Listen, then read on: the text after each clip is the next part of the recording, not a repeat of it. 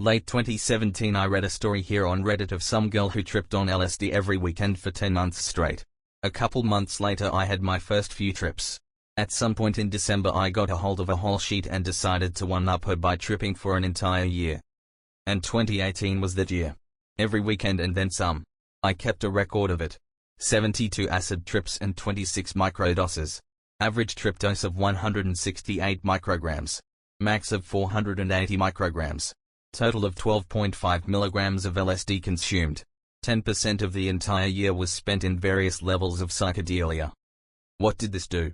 It helped me open up and be more emotional, helped me lose my virginity, it kickstarted a now 4-month romance, kept me exercising to keep my weight off, gave me levels of euphoria so great that for those moments I can't help but think I was the happiest human on the planet. I also learned to spin poi, spent a lot of time pondering my schoolwork, and kindled an interest in neuroscience. What didn't it do? It didn't fix my Asperger's, didn't fundamentally change my personality, didn't help me quit computer games or excessive Redditing, couldn't replace Adderall for focusing, and it absolutely does not reveal the secrets of the universe or any of that other hippie bullshit. What lasting effects were there?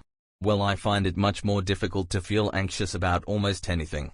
Social situations aren't nerve-wracking and I no longer find myself constantly worried about unlikely disasters or scenarios. Except for heights. I still have an intense phobia of heights. I've also developed a distaste for evil things. Cards Against Humanity isn't as fun anymore, and find it more difficult than ever to be deceitful or dishonest.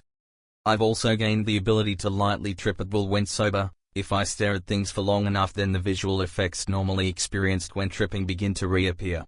They're nowhere near as intense, the headspace doesn't come with, and they abate as soon as I shift focus to something else. It's been over 2 weeks since my last trip, and a month since the last real one.